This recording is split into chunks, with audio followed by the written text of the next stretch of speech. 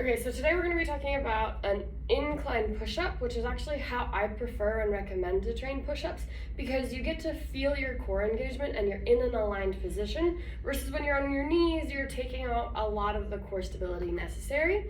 So if you're working on building your push-up, this is how I would start, and I'd recommend just lowering the box until you get to the floor.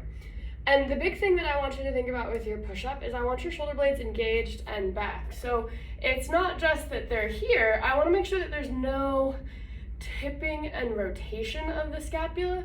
I want them pulled back the whole time so that all the motion is coming from this humeral flexion and extension, like the movement of this bone, not from this. That's a lot more unstable.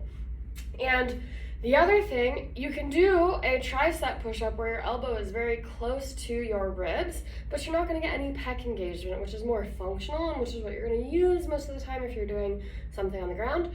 So I would just recommend coming out to about a 45-degree angle. You don't want to be all the way out here because that's going to load a whole bunch on the anterior of your chest. You want this nice 45-degree angle. This also translates better to a bench press if you're training bench press.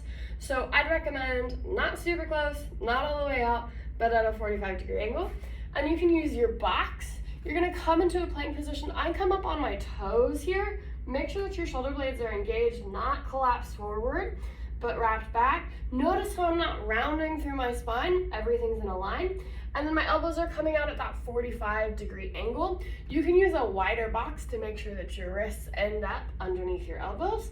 And you're just focusing on bending and straightening, keeping everything stable. You can tuck your chin slightly to make sure your abs are engaged. You don't want to over round here because then you're not actually in a plank position. And you want to make sure that your shoulders aren't up to your ears. Keep them engaged and back the whole time. So what I don't want to see is this tip forward. That's when you're going to get into trouble. So you want to keep them back the whole time so that you're in that nice straight line.